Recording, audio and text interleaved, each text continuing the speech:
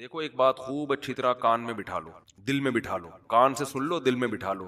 عام طور پہ جب ہم لوگوں کو صدقات و خیرات کی ترغیب دیتے ہیں تو لوگ کہتے ہیں پہلے ہمارے موٹے موٹے ضروری کام نمٹ جائیں، چیزیں ہیں، اس کے بعد انشاءاللہ ہم کیا کریں گے، پیسے جو بچ جائیں گے تو پھر ہم انشاءاللہ کسی اچھے کوئی مدرسہ بنا لیں گے، کوئی اسپتال بنا لیں گے، اچھے کام کریں گے۔ یہ بہت بڑی مسٹیک ہو رہی ہے آپ سے، اس لیے کہ آپ نے اس کو ضروری کاموں کی فہرست میں شامل نہیں کی۔ آپ ابھی تک دنیا کو مسافر خانہ سمجھنے کے لیے تیار نہیں ہو۔ یہ ضروری کام سب سے پہلے ہونا چاہیے، کیونکہ موت کا کوئی بھروسہ نہیں ہے۔ اور آخرت کے لیے صدقہ جاریہ کہ آپ کا کوئی ایسا اکاؤنٹ کھل جائے جو آخرت میں آپ کے کام آئے، کوئی ہسپتال بنا دیا، کوئی مدرسہ بنا دیا، کوئی کنواں کھدوا دیا، یتیم خانہ بنوا دیا، یا یتیم خانے کے ساتھ تعاون کر دیا، یا کسی گھر کو پراپر بیس پر آپ نے کوئی بھی جو وہ تو بہت سارے مصارف ہیں نا۔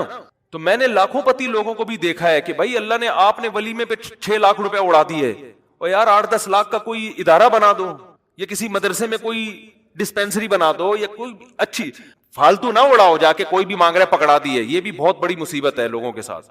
اب جیسے وہ عرب کا جو شیخ ہے نا، جو اس بھکاری اس کے ماں باپ کو دعائیں دے رہا تھا اور یہ پیسے دے رہا تھا، تو میں اس عرب کے پاس ہوتا، میں کہتا آپ صدقہ کریں مگر ایسے ہی نہیں کسی کو پکڑانا شروع کر دیں، کیونکہ اس سے جو مستحق ہوتے ہیں ان کا حق مارا جاتا ہے۔ آپ یہ دیکھیں کہ یہ واقعی مستحق بھی ہے یا نہیں ہے، ورنہ وہ کوئی بھی دعائیں دے کے پیسے نکالنا شروع کرے گا۔ نکال ٹھیک ہے، اس کا جذبہ اچھا تھا، اللہ کرے اس کے ماں باپ کی مغفرت ہو گئی ہو، لیکن اصول جو شریعت نے بتایا ہے کہ پیسہ اللہ کی بہت بڑی نعمت ہے اور نعمت کو ضائع کرنے کی اجازت نہیں ہے۔ بہت سوچ سمجھ کے آپ نے خرچ کرنا ہے کہ مخلوق کو فائدہ زیادہ سے زیادہ ہو۔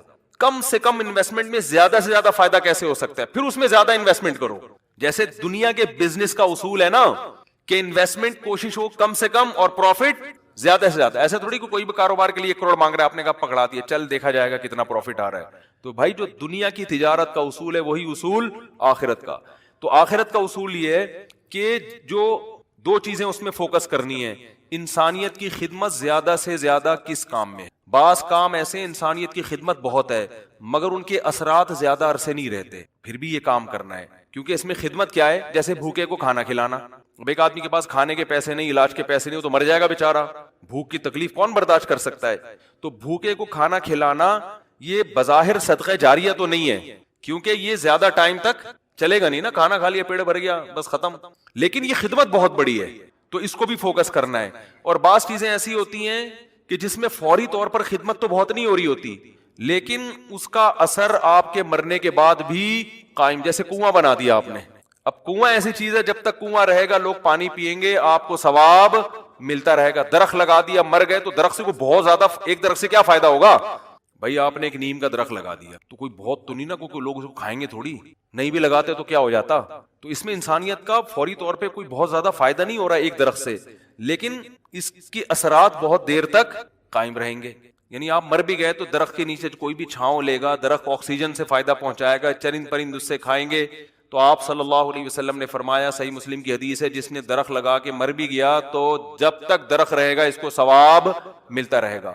تو اس میں فائدہ تو کم ہے لیکن دیر پا ہے، مرنے کے بعد بھی یہ عمل چلتا رہے گا۔ تو ان 2 قسم کی چیزوں کو فوکس کرنا ہے۔ اور کچھ چیزیں ایسی ہیں جس میں جسمانی فائدے کے ساتھ دینی فائدہ بھی، جیسے دینی مدارس کو سپورٹ کرنے کا فائدہ کیا ہوتا ہے، غریب طلبہ کو کھانا بھی ملتا ہے، علم بھی ملتا ہے، وہ عالم بن کے دنیا میں کام کرتے ہیں۔ تو صدقہ جاریہ بھی ہے، مرنے کے بعد وہ علماء جو کام کریں گے پھر آگے ان سے جو ہدایت پھیلے گی، پھر وہ لوگ آگے جو تبلیغ کریں گے، تو جب تک اسلام باقی رہے گا آپ کو ثواب ملتا رہے گا۔ لیکن اب یہ بھی نہیں کہ کسی بھی مدرسے میں اٹھا کے دے دو، سوچ سمجھ کے کون کام کر رہے ہیں، کون ویژنری لوگ ہیں، کون بہت، اس میں پھینکنا نہیں ہے میرے بھائی۔ جیسے دنیا کی تجارت میں پیسہ پھینکا نہیں جاتا، بہت سوچ سمجھ کے۔ کوئی بھی آپ کے پاس آئے بولے 1 لاکھ روپے دو، میں پیسے کما کے آپ کو ہر مہینے 6,000 روپے دیا کروں گا، آپ پکڑا دو گے؟ ہیں انکوائری کرو گے بھائی 1 لاکھ کہاں، کون سا کاروبار آ گیا جس میں 1 لاکھ پہ آپ مجھے 10,000 دو گے یا 6,000 دو گے؟ وہ بتائے گا یہ ہے، اچھا مجھے دکان دکھاؤ چل کے۔ پھر جب آپ کو دکان دکھائے گا تو آپ کہو گے جب 1 لاکھ پہ آپ 6,000 کما سکتے تو اپنے ہی لگا لو۔ ہیں کیا خیال ہے بھائی؟ میرے والد صاحب نے کہا تھا جو بھی آئے نا پیسے مانگنے اور کہے کہ اس انویسٹمنٹ میں اتنا پروفٹ ہے، اتنا پروفٹ ہے، آدھا تمہیں دوں گا آدھا خود رکھوں گا، تو اس سے پہلے پوچھو کہ تمہارے پاس کتنے پیسے ہیں، وہ بتائے اتنے، تو پھر پورے اپنے کیوں نہیں لگا لیتے، اس میں پورا پروفٹ خود رکھو۔ کیا خیال ہے بھائی؟ ہاں وہ غریب آدمی ہو تو ایک الگ بات ہے، اور اللہ کا شکر ہے مجھے اس کا فائدہ ہوا۔ ایک دفعہ ہوا, دوسری دفعہ والد صاحب کی نصیحت پہ عمل نہیں کیا تو سارے پیسے ہی الحمدللہ سارے ڈوب گئے تھے. ٹھیک ہے, ایک دفعہ فائدہ بھی ہوا. ایک صاحب جو ایک بڑے پوش ایریا میں رہتے تھے, میں چونکہ اس ایریا کا نام لوں گا تو کہیں ایسا نہ وہ سمجھ جائیں, لیکن قصہ پرانا ہو گیا وہ نہیں, پھر بھی احتیاط یہی ہے کہ نام نہ لیا جائے. مالدار علاقے کے تھے, مجھے کہنے لگے کہ میں یہ کاروبار کرنا چاہتا ہوں. اچھا, اس ایسے ایریا میں رہتے تھے کہ مجھے پتا تھا اتنے پیسے تو ان کے پاس ہوں گے ورنہ اس ایریا میں رہ نہیں سکتا آدمی. اب ایک آدمی ڈیفینس, ایک مثال دے رہا ہوں ڈیفینس کی, ڈیفینس میں رہتا ہو اور کہ میری تنخواہ 10,000 روپے, تو آپ کہو گے بھائی 10,000 والا ڈیفینس میں نہ کرائے پہ رہ سکتا ہے اور اپنا گھر ہو تو سوال ہی پیدا نہیں ہوتا, کروڑوں کا تو نے گھر کیسے خرید لیا, 3 کروڑ کا ہے بھائی, ہو سکتا ہے 4 کروڑ. اسٹیٹ ایجنٹ والے مجھے پھر فون کریں گے آپ نے ڈیفینس کی ویلیو کیا کر دی ہے, بیان میں گرا دی ہے. تو میں مثال دے رہا ہوں, یا اب ہر بیان کو نا لوگ بڑے سینسیٹیو بن کے لے رہے ہوتے ہیں کہ آپ نے ڈیفینس میں تھی تو ویلیو, تو اب کیونکہ شہرت ہو گئی ہے نا تو ہر چیز کو بہت زیادہ لوگ سیریس ہو رہے ہیں. 25 کروڑ, ٹھیک ہے نا, 25 کروڑ کا. اب اس سے پھر لوگ پریشان ہوں گے, یار ہم لے رہے تھے آپ نے قیمت بڑھا دی. تو بھائی یہ محض ایک مثال ہے, مجھے نہیں پتا ڈیفینس میں قیمتیں کیا چل رہی, تو کچھ بھی لگا لو قیمت. تو آپ نے کیا کیا, بات کیا چل رہی تھی, ہاں بندہ میرے پاس آیا, رہتا پوش ایریا میں, مالدار علاقے میں, مجھے کہنے لگا آپ مجھے پیسے دو, میں یہ چیز خرید کے بیچوں گا, آدھا پروفٹ آپ کا آدھا میرا. تو مجھے ابا کی بات یاد آ گئی. میں نے کہا جو اتنے انویسٹمنٹ آپ مجھ سے کروا رہے ہو تو یہ چیز آپ خود پورے پیسوں کی, پورا پروفٹ آپ کا, مجھے آدھا کیوں دے رہے ہو؟ انویسٹمنٹ جو مجھ سے کروا رہا ہے اور آدھا پروفٹ دے رہا ہے, اس کا مطلب وہ رسک لینے کے لیے تیار نہیں ہے. بولے ڈوبیں تو اس کے ڈوبیں, اس کا مطلب آپ کو خود پتا ہے کہ یقینی پروفٹ نہیں ہے. سمجھتے ہو کہ نہیں سمجھ؟ تو کسی کو پیسے دینے سے پہلے جیسے انکوائری کرتے ہو نا, صدقہ خیرات سے پہلے بھی ایسے انکوائری کیا کرو, کیونکہ آپ کے پاس لامحدود رقم نہیں ہے. غیر مستحق کو دینے کا سب سے بڑا نقصان یہ کہ مستحق لوگ رہ جاتے ہیں. لوگ کہتے ہیں کسی غیر مستحق کو چلا گیا تو کیا ہے, او بھائی پھر اتنے پھر مستحقین رہ جائیں گے اس سے, اور ثواب کمانا ہے نا, تو ثواب تو جب ہی ملے گا جب آپ کا پیسہ صحیح جگہ پہ جائے گا.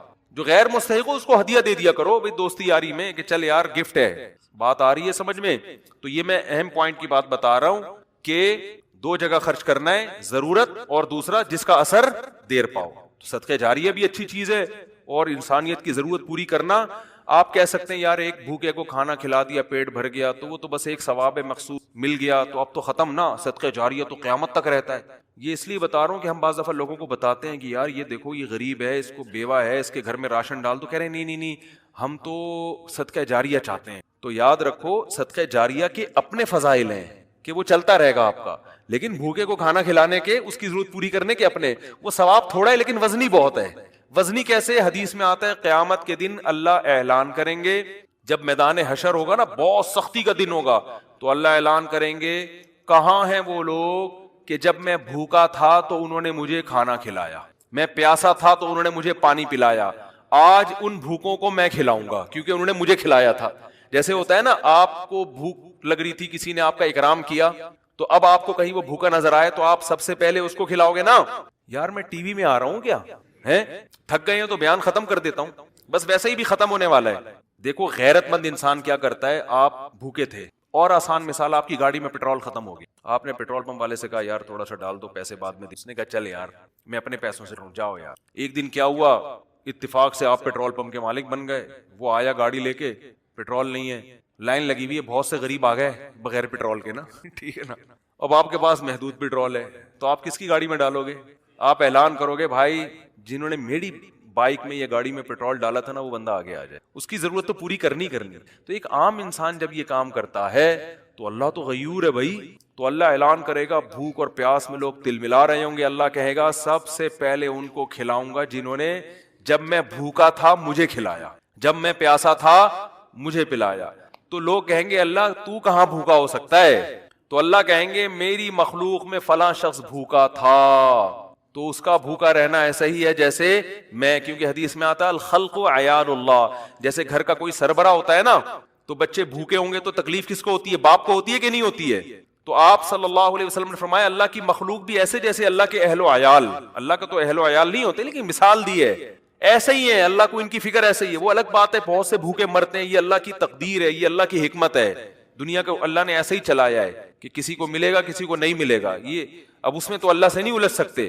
لیکن اللہ اعلان کرے گا کہ میری مخلوق میرا خاندان تھی, گویا کہ اللہ کا خاندان نہیں ہوتا, یعنی میرے ماتحت تھی, اور میں لوگوں کے ذریعے لوگوں کو کھلاتا ہوں تو جب میں بھوکا تھا تو فلاں کا بھوکا ہونا ایسا ہی ہے جیسے میں بھوکا. اس سے پتہ چلتا ہے کس بھوکے کو کھانا کھلانا ایسے جیسے آپ کس کو کھلا رہے ہو, اللہ کو.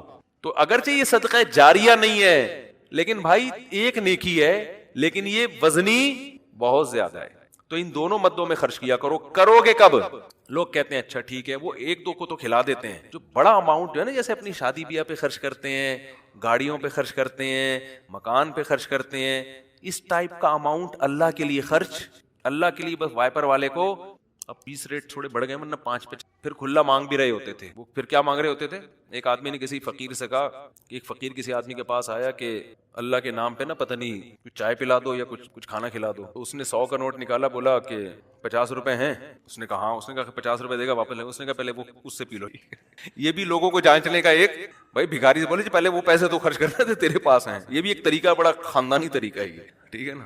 تو کیا بات کر, اصل میں آج میں اتنا صبح سے گھوم رہا ہوں نا, آج میں 1 منٹ کے لیے نہیں بیٹھا ہوں. صبح سے یہ کام وہ کام, ادھر ملاقات, ادھر جاؤ, فلان ملتان سے آیا, فلاں خانے وال سے آیا, فلاں جماعت آئی ہوئی ہے, فلاں یہ ہو رہا ہے. کھوپڑی سارا دن گھوم گھوم کے نا جب بیان میں بیٹھتا ہوں تو وہ اتنے مختلف قسم کے سگنل آ رہے ہوتے ہیں کہ اس کو گچی سے پکڑنا کیا ہوتا ہے, بہت مشکل ہوتا ہے کہ یار پوائنٹ سے ہٹے نہیں. تو ہاں میں یہ عرض کر رہا تھا, جلدی سے بات سمیٹ کے ختم کرتا ہوں, کہ لوگ یہ کہتے ہیں کہ پہلے موٹے موٹے کاموں سے فارغ ہو جائیں, یہ بھی, اس کے بعد جب بچا کے بڑھاپے میں بالکل اینڈ میں جا کے اتنے پیسے کسی مدرسے کو دے. نبی صلی اللہ علیہ وسلم نے فرمایا انسان ساری حدیث کا مفہوم ہے مال جمع کر کے رکھتا ہے اور کہتا ہے کل خرچ کروں گا, کل خرچ کروں گا, کل خرچ کروں. پھر جب بڑھاپا آتا ہے کہتا ہے یہ فلاں کے لیے اور یہ فلاں کے لیے. فرمایا وقت کان علی فلان, اب تو وارثوں کا حق اس پہ ہو گیا. اب تو وارث کہیں گے ابا ہمیں محروم کرنے کے لیے, اپنی تو ساری عیاشی ابا نے کر لی.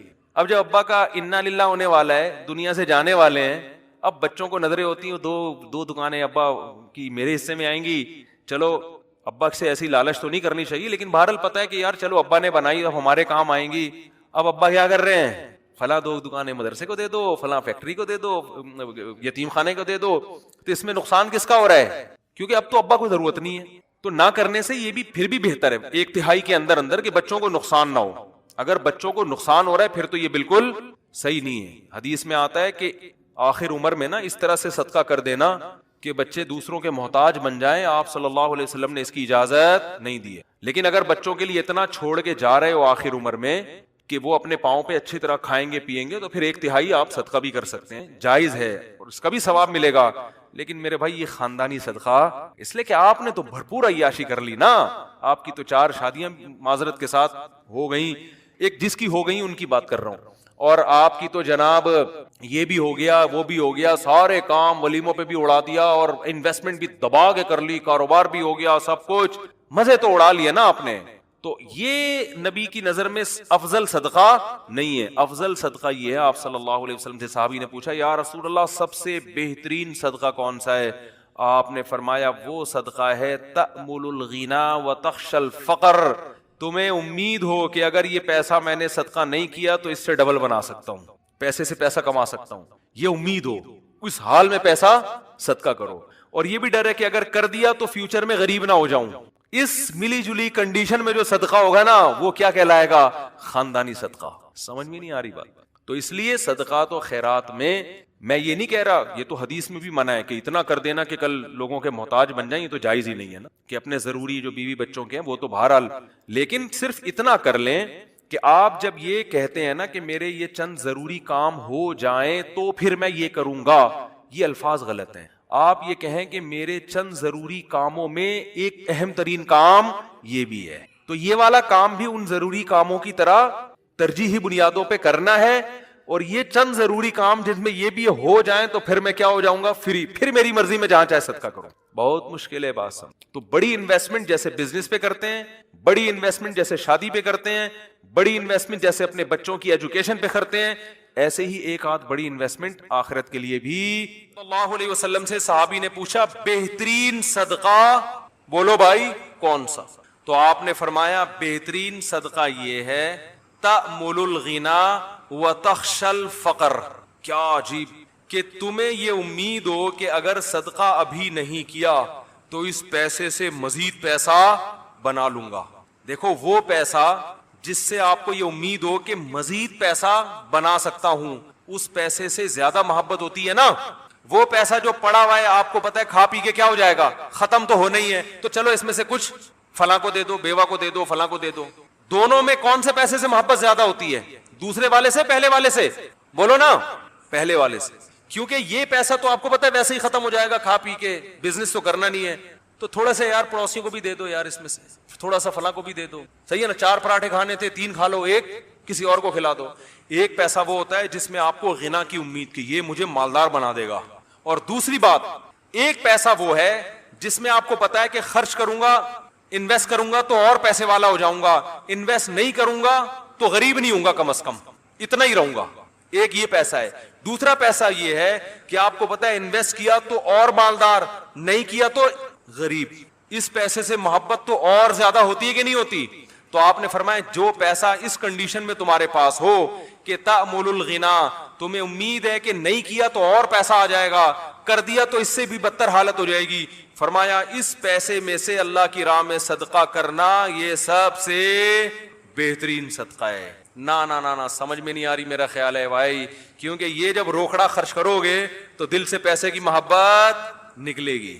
اللہ نے قرآن مجید میں جو صدقات و خیرات کی ترغیب دی ہے نا، اس ترغیب کا مقصد صرف غریبوں کو پیٹ بھرنا نہیں ہے، اس کا مقصد قرآن مجید نے ایک یہ بھی بتایا ہے کہ جو لوگ اللہ کی راہ میں مال خرچ کرتے ہیں اپنی اصلاح کے لیے، سورہ آل عمران میں اپنے دل سے پیسے کی محبت نکالنے کے لیے، ان کو بھی خوشخبری دے دیں اجر عظیم کی. تو پیسہ خرچ کرنے کا مقصد صرف دوسرے سے مدد نہیں ہوتی، بلکہ اپنے دل سے دولت کی محبت نکالنا بھی ہوتا ہے. کیا کریں بھائی، کیسے سمجھائیں؟ سمجھ میں آ رہا ہے؟ اب دیکھیں، پتہ نہیں، دیکھتے ہیں آپ لوگ اس ہفتے کتنے فنڈر بنتے ہیں، دیکھتے ہیں اب اس ہفتے آپ کی سخاوت. آواز میری صاف آ رہی ہے آپ لوگوں کو؟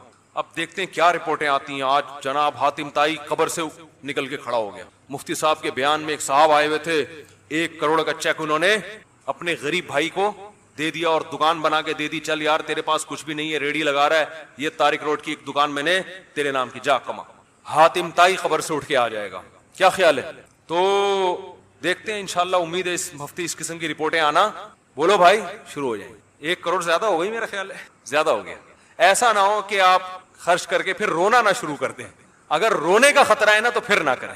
جتنا اللہ نے توکل دیا ہے اتنا کہ اللہ سے شکایت نہ ہو کہ اللہ ہم نے تو اتنا کیا اور تو ہمارے لیے کچھ بھی نہیں کر رہا، پھر یہ غلط ہے. وہ صدقہ جس کے بعد ندامت ہو اس سے بہتر ہے کہ نہ کرتا، تاکہ ندامت نیکی کر کے، اگر ندامت ہو رہی ہے تو اس نیکی سے نیکی نہ کرنا زیادہ بہتر. لیکن میرے بھائی کچھ سخاوت کا مظاہرہ کیا کرو تاکہ دل سے دنیا کی محبت نکلے. اور اللہ کا عجیب قانون ہے کہ جو کھلاتا ہے آمدن میں برکت بھی اسی کی ہوتی ہے. جتنا کھلاؤ گے نا غریب نہیں ہوتا. حدیث میں آتا ہے کہ نبی صلی اللہ علیہ وسلم نے فرمایا ما نقصت صدقۃ من مال، فرمایا صدقے نے کبھی کسی کے مال میں کمی نہیں کی ہے. کبھی ہوا ہی نہیں ایسا تاریخ میں کہ صدقہ کرنے سے غریب بن گیا ہو. آپ نے اس نیت سے نہیں کرنا کہ صدقہ کیا تو غریب نہیں بنوں گا، آپ نے تو اللہ کے لیے کرنا ہے. تو دل سے میرے بھائی پیسے کی محبت کیا کرو، نکالو. اور جاہ کی محبت بھی ہر جگہ. جاہ کی ایک علامت پتہ ہے کیا؟ زیادہ بولنا.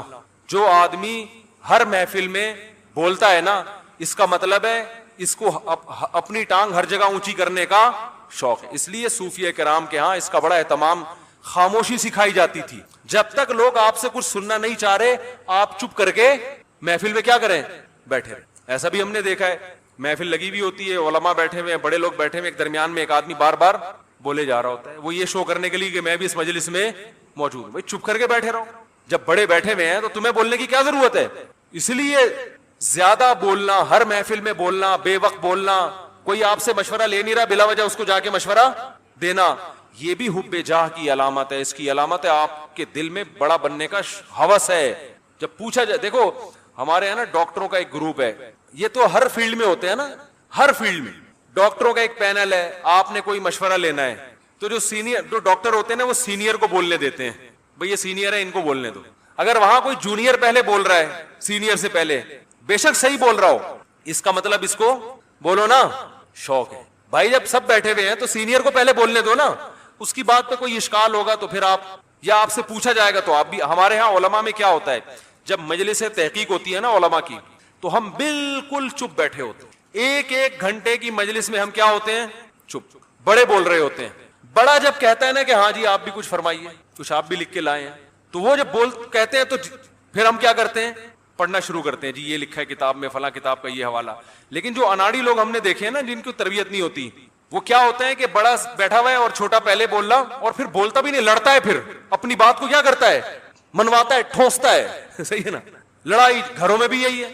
باپ بیٹھا ہوا ہے, بول کون رہا ہے؟ بیٹا زیادہ بول رہا ہے, باپ چپ بیٹھا ہوا ہے. اس کا مطلب بیٹے کو باپ بننے کا شوق ہے. یہ اللہ کی تقدیر پر اس کو اعتراض ہے کہ اللہ پہلے مجھے پیدا ہونا تھا, میرے ابا پہلے پیدا کیوں ہو گئے؟ مجلس لگی ہوئی ہے, ماں خاموش ہے, اس کے بولے بغیر بیٹی کیا کر رہی ہے؟ بولتی چلی جا رہی ہے. اس کا مطلب بیٹی اللہ کی تقدیر پہ راضی نہیں ہے, وہ اللہ سے بزبان حال کہہ رہی ہے, اے اللہ مجھے پہلے پیدا ہونا چاہیے تھا, میری اماں کو تو نے مجھ سے پہلے پیدا کیوں کیا؟ ارے خاندانی لوگوں کی علامتیں ہوتی ہیں یہ. تو اللہ تعالیٰ سے دعا کرو, اللہ ہمارے دل کو جاہ کی محبت اور پیسے کی محبت سے پاک کرے. اور اس کا چھوٹا سا ایک عمل بھی بتا دیتا ہوں. صوفیہ کرام نا خانقاہوں میں ایک ذکر کرواتے ہیں, اس کا بڑا فائدہ ہوتا ہے, لیکن وہ آپ خود سے نہ کریں, کسی شیخ سے باقاعدہ اصلاحی تعلق قائم کر کے اس سے سیکھیں. وہ میں نے 27ویں رات کو جو ختم قرآن تھا نا, اس میں بھی بتایا تھا, ایک ذکر بتایا جاتا ہے, لا الہ الا اللہ. رات کو باوضو ہو کے قبلہ رخ آلتی پالتی مار کے 4 زانو انسان بیٹھے قبلے کی طرف, اور کیا کرے؟ لا الہ میں گردن کو یہاں لے کر گئے. لا الہ میں کیا کیا؟ گردن کو یہاں. اور یہ تصور کرنا ہے دل سے اللہ کے علاوہ سب کچھ نکل رہا ہے. بار بار جائے گا نا, اکاؤنٹ میں اتنے پیسے پڑے ہوئے ہیں, اتنے ہو گئے, اب اس بزنس میں اور اضافہ ہو تو کیا ہو گئے؟ ڈبل. تو دل میں کیا کرنا ہے؟ لا الہ. اس پیسے کو اکاؤنٹ سے کیا کرو؟ دل کے اکاؤنٹ سے نکالو. اس بولو وہاں ہے, یہ دل میں نہیں ہونے چاہیے. لا الہ ہر چیز نکالی. کوئی مردار کی محبت ہے, عشق مجازی ہے, وہ بھی لا الہ کے بعد کیا کیا؟ الا اللہ میں گردن واپس لے کر آئے اور زور سے زر پہ ضرب ماری, ایک چوٹ ماری, الا اللہ زور سے نا, الا اللہ. اس میں کیا ہے؟ صرف کون ہے؟ اللہ. اس ذکر کا بڑا فائدہ ہوتا ہے. یہ سنت سے ثابت نہیں ہے, لہذا اس کو سنت سمجھنا بدعت ہے. یہ ایک صوفیہ کرام نے نا ایک ٹریننگ کروائی ہے, ایک پریکٹس کروائی ہے بطور علاج کے. تو علاج کے لیے ثبوت کی ضرورت نہیں ہوتی. سمجھ رہے ہو کہ نہیں سمجھ رہے؟ لیکن خود سے یہ کام نہ کریں, کسی سے اصلاحی تعلق ہے وہ بتاتے ہیں. تو اس ذکر کا بڑا فائدہ ہوتا ہے کہ رات کو بیٹھ کے لا الہ الا اللہ, لا الہ الا اللہ. ہمارے حضرت تو بہت زیادہ کیا کرتے تھے, اور پھر شعر بھی پڑھا کرتے تھے کہ وہ کیا ہے, شعر بھی ذہن سے نکل گیا, وہ کیا ہے بھائی؟ ویرانی دل, نہ ویرانی دل کیوں کرنا بنے, اٹھ کر پچھلی راتوں میں کچھ تیر لگائے جاتے ہیں. اللہ کی محبت کے تیر جب دل میں لگائے جاتے ہیں تو دل کی ویرانی کیوں نہیں ختم ہوگی بھائی؟ اجڑا ہوا دل اللہ کی محبت سے آباد ہو جائے گا. تو یہ فیصلہ کریں, دل سے 2 محبتیں کیا کرنی ہے؟ نکالنی. اور کیسے نکلے گی؟ بولو بھائی. روکھڑا نکالا, اکاؤنٹ میں دیکھے اتنے پیسے پڑے ہوئے, خوش ہو رہا ہے نا, 3 کروڑ آ گئے, بہت ہو گئے یار, 3 کروڑ آ گئے, 50 کروڑ اگلی دفعہ دوبارہ آئیں گے. چیک بنایا 1 کروڑ کا, زیادہ ہو گیا نا بار بار اس کا تذکرہ, 3 کروڑ 2 کروڑ, یار 1 کروڑ کا چیک بنا. اب سوچنا ہے کس کو دینے, دے دو یار, جان چھڑائے. کچھ نہیں ہوتا, ختم ہونے سے قبر میں جائیں گے تو ویسے ہی ختم ہو جائیں گے نا. تو ایسے کیا. پھر دیکھتے ہیں اگلے ہفتے کون بیان میں آتا ہے. اور جب نہ جان جا رہی ہو نہ عزت جا رہی ہو تو پھر پیسہ بھی شریعت میں حکم ہے کہ اس کی بھی حفاظت کرو. دنیا مسافر خانہ ہے, میں بار بار بیان میں کہتا ہوں. میں کیا کہتا ہوں؟ قرآن کہتا ہے. لیکن اس کا مطلب یہ نہیں ہے کہ اس میں چیزیں پھینکنا شروع کر دو آپ, کہ یار ویسے ہی گزر جائے گی تو کوئی بات نہیں, اڑا دو, ختم کر دو, مر جائیں گے تو ویسے ہی ختم ہو جائے گا. تو مر جائیں گے تو ختم ہوگا, لیکن اس سے پہلے ختم ہو گیا تو ٹائم سے پہلے مر جائیں گے. سمجھ رہے ہیں؟ اعتدال ہے نا اسلام میں, نہ ان چیزوں سے دل لگاؤ. سورہ بنی اسرائیل کی کیسی بہترین آیت ہے. آج میں سفر سے آیا ہوں تو میری سیٹنگ بھی تھوڑی سی آؤٹ ہے, کیونکہ میں سویا نہیں ہوں پوری رات. تو قرآن کے الفاظ دیکھیں, لا تجعل یدک مغلولۃ الی عنقک, نہ تو اتنے کنجوس بن جاؤ کہ اپنے ہاتھوں کو گردن سے باندھ لو. ولا تبسطها کل البسط, اور نہ اپنے دونوں ہاتھوں کو ایسے پھیلا کے اڑانا شروع کر دو. وابتغ بین ذلک سبیلا, ان دونوں کے درمیان اعتدال والا راستہ اختیار کرو. اچھا, ہر آدمی کہتا ہے میں اعتدال سے چل رہا ہوں, نہ میں اتنا ایسے اڑا رہا ہوں اور نہ میں کنجوس ہوں, کیونکہ میں نے اس دن میری گاڑی کا شیشہ ایک بندے نے صاف کیا تھا, میں نے اس کو 10 روپے دیے تھے, میں تو بالکل بھی کنجوس نہیں ہوں. اس دن چمونی آپا آئی تھی ہمارے محلے میں, میری والدہ کی بڑی اچھی دوست ہیں تو میں نے ان کو چائے پلائی تھی, میں نے یہاں میری مسز نے کہا تھا کہ 2 سموسے لے آؤ, میں لے آیا تھا. اگر میں کنجوس ہوتا تو میں کہتا نہیں, نان نفقے کے علاوہ کچھ بھی گھر میں نہیں آئے گا. تو آپ میں اعتدال ہے یا نہیں, یہ فیصلہ خود نہ کرو میرے بھائی. کبھی کچھ دن سخی لوگوں کے ساتھ گزارو تو ہم سب کو پتا چلے گا کہ ہم سب کیا ہیں, کنجوس ہیں. سمجھ رہے ہو, ہم سب کنجوس ہیں. کچھ دن سخی لوگوں میں اٹھو بیٹھو. اسلام چاہتا کیا ہے؟ جو اسلام چاہتا ہے وہ تو میں پوری بات کہوں گا تو شاید جمعہ پڑھنا چھوڑ دیں آپ لوگ. اسلام کہتے ہیں مسافر خانہ سمجھ, اتنا نہ اڑاؤ کہ کل مانگنے کی ضرورت پیش آ جائے, بس اس سے کم خرچ کرو. یہ رکھنے کی چیز نہیں ہے. لیکن ہم یہ نہیں, ہم نے تو کتنے سالوں کا جمع کر کے رکھا ہے, جمع ہوتا جا رہا ہے, پلاٹ کی شکل میں, گولڈ کی شکل میں, دکانیں, پھر پراپرٹی, ہوتے. کمال کی بات یہ, اسلام کمانے سے منع نہیں کر رہا, جمع کرنے سے منع کر رہا ہے. اور ہم نے دینداروں کو دیکھا ہے کمانے کی زیادہ کوشش نہیں کر رہے, جمع زیادہ سے زیادہ کر رہے ہیں. عجیب بھائی, ارننگ بڑھاؤ, اپنی ڈبل کر دو, اس میں فائدہ ہے. مسلمان پاورفل ہوگا تو اسلام ترقی کرے گا. تو کہتے ہیں نہیں یار, میری آمدن مہینے کی اتنی ہے تو مجھے کیا ضرورت ہے. لیکن اس آمدن کو کیا کر رہے ہیں, جمع کر رہے ہیں. بھائی کمائی ڈبل کر دو تاکہ خرچ بھی کیا ہو جائے, خرچ اچھی جگہوں پہ شروع کر دو. اپنے لیے نہیں کماؤ, قوم کے لیے کمانا شروع کر دو نا. ڈبل کمانا شروع کر دو, 4 گنا کمانا شروع کر دو, لیکن اس کمائی کو پھر خیر کے کاموں میں خرچ کرو. نبی صلی اللہ علیہ وسلم نے فرمایا, ایماندار تاجر وہ شخص جو اس لیے تجارت کرے کہ لوگوں کے سامنے ہاتھ نہ پھیلانا پڑے, ایمانداری کے ساتھ تجارت کرے. پیغمبروں کے ساتھ ہوگا قیامت کے دن. حضرت عثمان اگر تھوڑا کماتے تو 400 گھوڑے دیتے جہاد میں. بولو نا, گھوڑا لینڈ کروزر تھا اس زمانے کی, 400 V8 حضرت عثمان نے دیے ہیں. کتنا کمایا ہوگا. ہاں, اتنا کمانا کہ آپ اپنے صحت کی کبھی خیال نہ کر سکیں, آپ بیوی بچوں کو بھی ٹائم نہ دے سکیں, وہ پھر کمانے میں بے اعتدالی ہے. کمانے کا ایک حد تک آپ کے ٹائم اور جسم سے تعلق ہے, اس کے بعد کھوپڑی سے تعلق ہے. کھوپڑی نہیں استعمال کر رہا, گدھا بنا ہوا ہے, محنت بہت کر رہا ہے. ہم نے ایسے کمانے والے دیکھے ہیں کہ سارا دن کمانے کی فکر میں ہوتے ہوتے بچوں کی فکر ہی نہیں ہے, بیوی کو ٹائم نہیں دے رہے, ماں باپ کو ٹائم نہیں دے رہے, اپنی صحت کو ٹائم نہیں دے رہے. تو زیادہ کمانے کا یہ مطلب ہرگز نہیں ہے. زیادہ کمانے کا مطلب یہ ہے کہ کمانے میں ٹائم تو آپ نے اتنا ہی دینا ہے جتنا آپ کی صحت اجازت دیتی ہے. نماز کا ٹائم نکلے, تہجد کا ٹائم نکل جائے, تسبیحات تلاوت کا ٹائم نکلے اس میں آپ کے لیے, کچھ اللہ کا ٹائم بھی نکلے, کچھ دین کی تبلیغ کا ٹائم بھی نکلے, کچھ پڑھائی کا ٹائم بھی نکلے. ویڈیو نہیں بنائے بھائی, یہاں لکھا ہوا ہے نا, کچھ پڑھائی کا ٹائم بھی نکلے. یہ تمام چیزوں کا ٹائم نکلنے کے ساتھ ساتھ پھر کمانے کو ٹائم دینا ہے. اس میں پھر جب اتنا ٹائم دے کے پھر پلاننگ کر کے اس کو بڑھانے کی کوشش کرنی ہے, یعنی ارننگ کو بڑھانے کی کوشش کرنا ہے. یہ نہیں کہ آپ نے ٹائم زیادہ دینا شروع کر دیا. اس میں ٹائم زیادہ دینے سے تو آپ کی صحت کو نقصان ہوگا نا. ارے 5 نمازیں تو پڑھنی پڑیں گی نا ٹائم پہ, پھر تلاوت روزانہ کرنی ہے کہ نہیں کرنی ہے, صبح و شام کی تسبیحات ہیں وہ بھی کرنی ہے, تہجد کی بھی کوشش کرنی ہے, باپ کو بھی ٹائم دینا, اماں کو بھی, بیوی بچوں کو بھی, پھر باقی پھر اپنی ایکسرسائز وغیرہ صحت کو بھی, پھر باقی ٹائم کس کو دینا ہے, وہ پیسہ کمانے کو دینا ہے. پھر اس پیسہ کمانے کے کو جتنا ٹائم آپ نے دے دیا تو اس میں آپ کہہ سکتے ہیں کہ پھر ہم اس کو بڑھائیں کیسے. ہم تو 8 گھنٹے کمانے کو دے رہے ہیں, اب اس میں کیسے بڑھائیں ہم. تو بھائی کھوپڑی استعمال کر کے کیا کریں, اس کو بڑھائیں. کھوپڑی سے چیزیں بڑھ جاتی ہیں. کھوپڑی تو استعمال مسلمان کر ہی نہیں رہا ہے نا. اب یہ کہ کیسے کھوپڑی استعمال کریں, تو آپ خود استعمال کرو کہ یار میں یہ کام کر رہا ہوں تو میں اگر یوں کر لوں تو یہ ایسے بھی ہو سکتا ہے. یہ بیٹھیں گے تو سمجھ میں آئے گا انشاءاللہ آپ کی خود, لیکن بیٹھتے ہی نہیں ہے, سوچتے ہی نہیں. جو جہاں کھڑا ہے وہیں کا وہیں رہے گا وہ. خیر, تو میں کیا عرض کر رہا تھا, وہ تو بات ختم ہو گیا. آپ لیٹ آئے نا, اصل بات کچھ اور شروع. اچھا خیر, جلدی سے بات کو میں لے کے آتا ہوں. تو اعتدال جو ہے نا, سخاوت, سخی لوگوں میں آپ اٹھیں گے بیٹھیں گے تو پتہ چلے گا کہ اعتدال کسے کہتے ہیں. عربوں میں بڑی سخاوت ہے, ہم نے علماء میں بڑی سخاوت دیکھی ہے. تو سخاوت کا مطلب یہ ہے کہ آپ اتنا خرچ نہ کریں کہ کل آپ کو مانگنا پڑ جائے. اس کا علماء نے ایک معیار بیان کیا ہے, وہ خوب اچھی طرح سمجھ لیں, بڑا زبردست معیار ہے کہ اپنے اور اپنے بیوی بچوں کے لیے 1 سال کا ذخیرہ کر لیں پیسوں کا, چاہے وہ گولڈ کی شکل میں ہو یا کرنسی کی شکل, بہتر ہے گولڈ کی شکل میں ہو. آج اگر آپ جاب لیس ہوتے ہیں تو 1 سال تک اگر آپ کو جاب نہ بھی ملے تو آپ نے جو پیسہ اسٹور کیا ہوا ہے اس سے اسی معیار کی زندگی اپنے گھر والوں کو دے سکتے ہیں جو اب تک دیتے آئے ہیں. اور یہ 1 سال آپ کے پاس جاب تلاش کرنے کا یا کاروبار دوبارہ سے اٹھانے کا آپ کے پاس موقع ہے.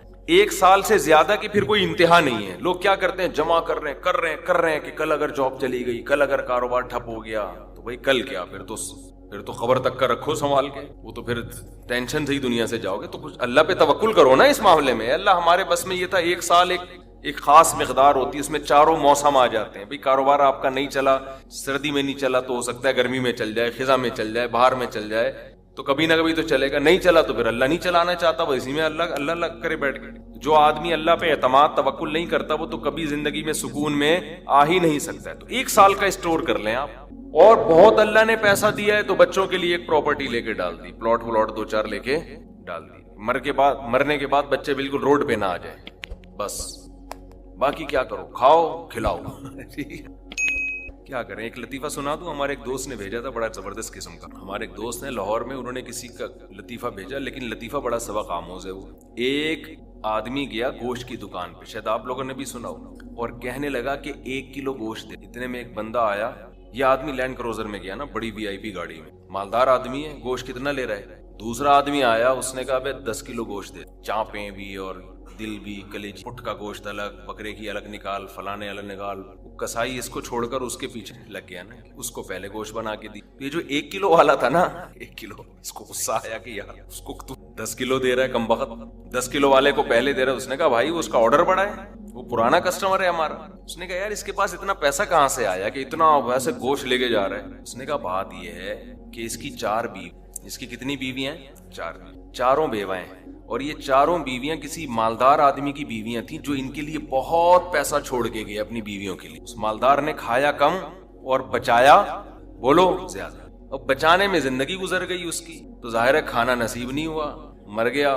وہ مر گیا, جب میں نے اس اسٹائل سے کہا نا تو مجھے وہی یاد آ گیا, لڈن جعفری, اللہ مر گئے پھر دوبارہ زندہ ہو کے آ گئے. اسٹائل اچھا تھا. تو بچایا نہیں, اور بچا کے مر گیا. اب ظاہر ہے بیوی جو تھی ان کو پیسہ مل گیا ٹھیک ٹھاک, اب ان کے پاس پیسہ ہے, بندہ مارکیٹ سے شارٹ ہے. عورت کو ظاہر ہے پیسے کے ساتھ شوہر بھی تو چاہیے نا, اس میں بھی ڈیزائرز ہیں, اس کو بھی ضرورت ہے میاں کی. تو یہ غریب کا جذبہ تھا 4 شادیاں کرنے کا نا, تو یہ کرتا چلا گیا. پرانے والے کا سارا پیسہ کس کے پاس آ گیا, اب یہ بیوی کے خرچے پہ کھا رہا ہے, یہ بچا نہیں رہا. ظاہر ہے عورت کا پیسہ ہے, تو یہ دوسرے کے پیسے پر ان کی بیویوں سے شادی بھی کی ہوئی ہے, اور اس دوسرے کے پیسے پر کھا بھی رہا ہے. اس لیے یہ 10 کلو گوشت لے کے جاتا ہے, سمجھ رہے ہو. اس نے فوراً کہا میرے لیے بھی 10 کلو بنا دے, میں نہیں چاہتا میرے مرنے کے بعد میرا ہوا بچا پیسہ کوئی اور بے غیرت استعمال کرے. معذرت کے ساتھ, ابے پہلے خود تو کھاؤ. اس وقت جو تمہاری حاضر سروس بیوی ہے, بولو تم جب تک میری بیوی ہو تو کھاؤ, ٹھیک ہے نا, تم بھی کھاؤ میں بھی کھاؤں گا. مر گئے تو بھائی وہ اس کے لیے نکاح کا دروازہ, اور جب ہمارے بیانات چل رہے ہیں تو یہ تو اور دروازہ کھل گیا ہے. پہلے تو بیوہ کو رشتہ ہی نہیں ملتا تھا نا, اب تو بہت سی بیوہ ایسی مارکیٹ میں آ گئی ہیں, پیسہ بہت ہے, بندہ نہیں ہے, ہم اپنے خرچے پہ شادی کرنے کے لیے تیار ہے, کوئی شریف آدمی مل جائے ہمیں. اب تو ایسی بیوہ بہت آ گئی ہیں مارکیٹ میں کہ جی پیسہ ہمارے میاں بہت چھوڑ کے گیا, بندہ نہیں ہے. تو میں نہیں کہہ رہا آپ بیوی کے لیے پیسہ نہ بچائیں, لیکن یہ دماغ میں رکھیں کوئی بغیرت آپ کے پیسے پہ آپ کی بیوی کے ساتھ زندگی گزارے گا, خرچہ آپ کا ہوگا, آپ اس کو پیسہ دے کے جا رہے ہیں. تو اعتدال اس چیز میں ضروری ہے. ایسے لاوارث نہ چھوڑو اپنے بیوی بچوں کو, لیکن اعتدال, اتنا بھی نہ دو کہ ہری سوجنا شروع ہو. بچوں کے لیے بھی بناؤ کچھ. خیر, کہاں سے کہاں آواز چلی گئی یار, تو جلدی سے بات کو سمیٹتا ہوں, کیا کروں, پھر گھوم پھر کے ادھر ادھر دائیں بائیں جانے لگے. تو یہ میں ان لوگوں کے لیے یہ لطیفہ ہے جو بہت زیادہ بچانے کی فکر کرتے ہیں. میں کہتا ہوں نا, آپ اپنی اولاد کے لیے بچا رہے ہو, اپنی اولاد کے لیے بچا رہے ہو, کھا نہیں رہے نا, خرچ کر رہے ہو بچوں کے, تو بچے پھر جب بچوں کے پاس آئے گا تو وہ اپنے بچوں کی فکر میں بچائیں گے. تو آپ بھی تو خود کسی کے بچے ہو نا, آپ کھاؤ, بولو مجھے اپنے ابا کے بچوں کی فکر ہے, میرے ابا نے میرے لیے چھوڑا تھا, میرے بچوں کے لیے تھوڑی چھوڑا تھا. اور اگر آپ کے ابا نے آپ کے لکھ کے بجائے آپ کے بچوں کے لیے چھوڑا تھا تو آپ کے ابا تو بڑے بے وقوف تھے, کیونکہ بچوں کے لیے بھی اس لیے چھوڑا کہ وہ اپنے بچوں کے لیے چھوڑے, پھر تو کھائے گا کون پھر اس کو بیٹھ کے. بات یہ کہ اللہ پہ اعتماد اور توکل بالکل ختم. یہ بھول گئے ہیں کہ جب انسان دنیا میں آتا ہے تو صرف پیٹ نہیں لے کے آتا, 2 ٹانگیں 2 ہاتھ کمانے کے لیے لے کے بھی آتا ہے. آپ کا بچہ اپاہج ہے تو سمجھ میں آتی ہے بات, 2 ہاتھ 2 ٹانگیں, تو بھائی جیسے آپ نے کمایا وہ بھی کمائے گا انشاءاللہ. جب آپ پیدا ہوئے تھے خدا نے آپ کی ماں کی چھاتیوں میں آپ کے لیے رزق پیدا کیا تھا. آپ کا بچہ پیدا ہوا تو اس کی ماں کی چھاتیوں میں بھی خدا نے رزق پیدا کیا ہے. تو اس کا مطلب رزق بچہ لے کر آ رہا ہے. تو فکر کرو اعتدال کے ساتھ, اس کو سروں پہ مسلط نہ کرو, مسلط نہیں کرو, مسلط اتنی کرو کہ بس میں نے کمانا ہے, بیوی بچوں کو فی الحال کھلانا ہے میں نے, اس کے علاوہ رزق کے دروازے کھل رہے ہیں تو کھلے, جتنا اللہ کھول دیتا ہے. بعض دفعہ نہیں کھولتا اللہ تعالیٰ, یبسط الرزق لمن یشاء ویقدر, جس کے لیے چاہتا ہوں رزق کھول دیتا ہوں, جو جس کے لیے نہیں چاہتا وہ ایڑیاں کس رگڑ لیتا ہے مگر رزق کا دروازہ نہیں کھولتا. تو ٹینشن کس بات کی ہے, یہ تو اللہ کے ہاتھ میں ہے. آپ نے کوشش کرنی ہے, نتیجہ آپ کے ہاتھ میں نہیں ہے. اللہ غریب رکھے تو بھی خوش, انجوائے کرو یار, جس نے مجھے کھلا دیا تو بس میری ضرورت بھی 2 پراٹھے ہیں تو میرے بچوں کی بھی یہی ضرورت ہے, اللہ ان کو بھی کھلا دے گا. اللہ میں لاہور سے آیا ہوں, پراٹھا آتے ہی پراٹھا کھایا ہوٹل پہ جا کے, اتنا مزہ آیا کہ سبحان اللہ. نہیں ملتے پنجاب میں یہ والے پراٹھے, یہ چیز نہیں ہے پنجاب میں. پنجاب میں لسی ہے, پائے ہیں ہوں گے بھائی, یہ چیز نہیں ہے بھائی. رفیع بھائی بہت دیکھ لیا, مایوس ہوتا ہے نا انسان جا کے, وہ ناشتے کا وہ لک ہی نہیں آ رہا ہوتا. تو ہماری ضرورت بس یہی ہے, تو اللہ دے دے تو ٹھیک ہے بھائی, بہت دے دیا, کھا بھی لیا, استعمال بھی کر لیا, تو چلو یار ایک آدھ بحریہ ٹاؤن میں بچوں کے لیے پلاٹ بنا کے چھوڑیے, مر آ جائیں گے تو چلو. اس سے زیادہ tension tension tension tension tension آخرت کی ہے. ہمارے ایک دوست نے پراپرٹی لی, اس کے ساتھ ہی قبرستان بھی ہے, تو بار بار وہاں کھڑے ہو کے بول رہے ہیں کہ یار دیکھو, میں ان سے کہہ رہا تھا, ان کو ڈرا رہا تھا, میں نے کہا آپ اپنا پلاٹ دیکھ دیکھ کے خوش ہوتے رہتے ہو, اصل پلاٹ تو یہ ہے, یہاں ہے, تھوڑے دنوں میں کدھر آنا ہے, ادھر آنا ہے. میں نے کہا یہاں آپ جو پلاٹ لیا اس پہ مکان بناؤ گے 10 15 20 سال کی کہانی ہے آپ کی, اس سے زیادہ کی مجھے سفید بال دیکھ کے لگ رہا ہے کہ ہوگی نہیں. اور یہاں 20,000 25,000 30,000 پتہ نہیں کتنا رہنا پڑے. تو جب اپنی پراپرٹی کو دیکھنے جاؤ, ساتھ میں یہ قبرستان پہ تھوڑی دیر کھڑے ہو کر دیکھ لیا کرو کہ یار آنا کہاں ہے, ادھر ہی. تو اتنا زیادہ خوش ہونے کی بالکل بھی ضرورت نہیں ہے. اس کی تیاری کیا کی ہے اس قبر کی, اس کی تیاری کرو. اس کی تیاری ہے راتوں کو تہجد, اللہ کے سامنے گڑ گڑانا, نظر کی حفاظت کرنا, حرام کھانے سے اپنے آپ کو بچانا, اپنی اولاد کی اچھی تربیت کرنا, یہ اس کی تیاری ہے اس قبر کی. ذکر کرنا, دیکھو یہ جو ہم ذکر کرتے ہیں نا, لا الہ الا اللہ یا سبحان اللہ والحمد للہ, یہ ہلکے کلمات نہیں ہیں. لوگ اس کو ہلکا سمجھ رہے ہوتے ہیں کہ کوئی تسبیح پکڑ کے لا الہ الا اللہ اللہ اللہ کر رہا ہے بیٹھ کے, کیا کر رہا ہے, ٹائم ویسٹنگ معاذ اللہ.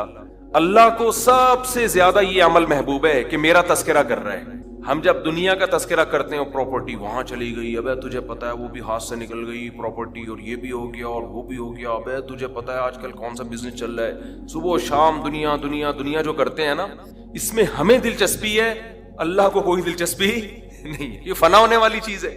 اور اگر ہم زبان سے لا الہ الا اللہ اللہ اکبر شروع کر دیں تو اس میں ہمیں دلچسپی نہیں ہے, لیکن اللہ کو اس میں بہت دلچسپی ہے. نبی صلی اللہ علیہ وسلم نے فرمایا اللہ کے ذکر کے علاوہ سب کچھ اس دنیا میں باطل ہے, سب کچھ باطل ہے. دنیا کا تذکرہ بھی اللہ کے لیے ہو تو اچھا ہے. آپ پراپرٹی بھی لے رہے ہیں تو یار اللہ کے لیے لے رہا ہوں میں, کہ اللہ کا حکم ہے کہ سب اڑاؤ نہیں, کچھ اگر اللہ نے وسائل دیے تو کچھ بچا لو اولاد کے لیے, تو اللہ کا حکم ہے تو یہ ذکر بن جائے گا. لیکن ہمارے ایسا نہیں ہے ہمارا مزاج, ہم تو دنیا کے چسکے لے لے کے تذکرے کرتے ہیں ہر وقت. تو یہ اس کی اگر ہم معمول بنا لیں نا, تسبیح ہاتھ میں رکھیں, میں نے دیکھا اس کا بڑا اثر پڑتا ہے. لاشعوری طور پر انسان کی زبان چلنا شروع ہوتی ہے, لاشعوری طور پر. تو عادت ڈالیں اللہ کا نام لینے کی, اس سے دماغ ہٹے گا. یہ جو گند میں دنیا کے گٹر جو ہمارے حضرت فرمایا کرتے تھے, دنیا کی محبت کے دلوں میں گٹر ابل رہے ہیں, تو سکون کہاں سے ہوگا؟ سکون خوشبو میں ہوتا ہے, گٹر کی بدبو میں تھوڑی ہوتا ہے. یہ دنیا کی محبت میں بھی اسمیل ہے, ایک بدبو ہے.